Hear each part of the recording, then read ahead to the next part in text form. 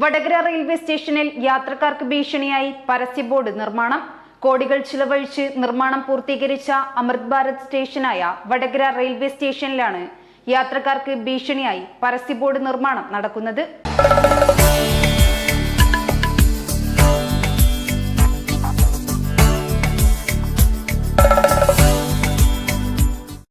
കാസർഗോഡുള്ള സ്വകാര്യ കമ്പനിയാണ് യാത്രക്കാർക്ക് ഭീഷണിയാകുന്ന തരത്തിൽ റെയിൽവേയുടെ പരസ്യ ബോർഡ് സ്ഥാപിക്കാനുള്ള ഫ്രെയിമുകൾ സജ്ജമാക്കുന്നത്.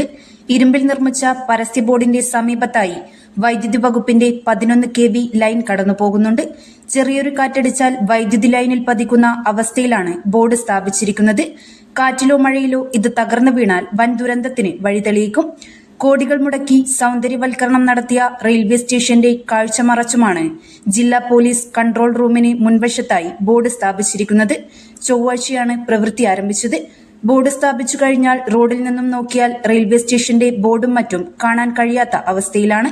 വൻ ഉയരത്തിലേക്കുള്ള ബോർഡാണെന്നറിഞ്ഞതോടെ വടകര ഡിവൈഎസ്പി ഇടപെട്ട് കരാറുകാരോട് പ്രവൃത്തി നിർത്തിവെക്കാൻ ആവശ്യപ്പെടുകയായിരുന്നു.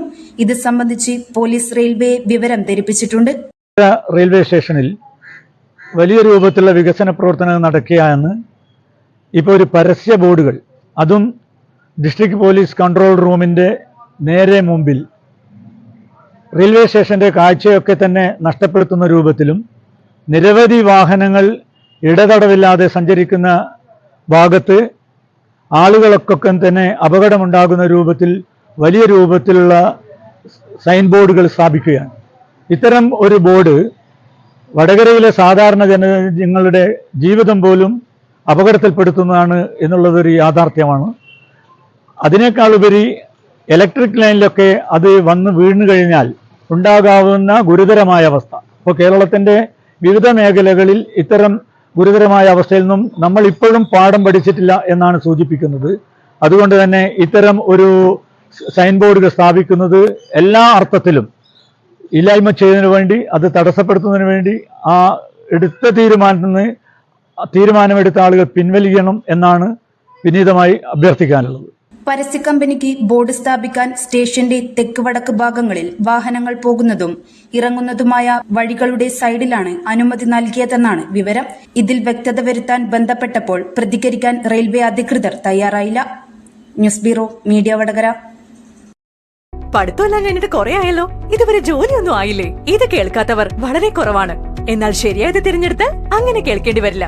അതെ, മികച്ചൊരു ഭാവിയിലേക്കുള്ള വാതിൽ തുറക്കാൻ ജോയിൻ ചെയ്യൂ.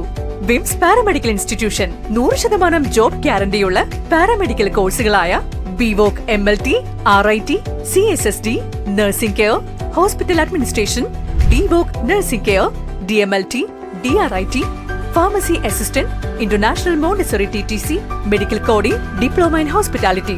വിദഗ്ധരായ അധ്യാപകരുടെ നേതൃത്വത്തിലുള്ള ക്ലാസുകൾ, ലാബ് ഉൾപ്പെടെയുള്ള അത്യാധുനിക പഠന സൗകര്യങ്ങൾ.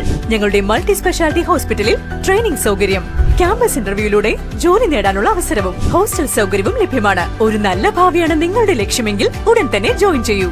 വിംസ് paramedical institution, Pachakkarimukku, Meppayil, Vadakara. Mathath plaza building, pipe line road, Kallachi.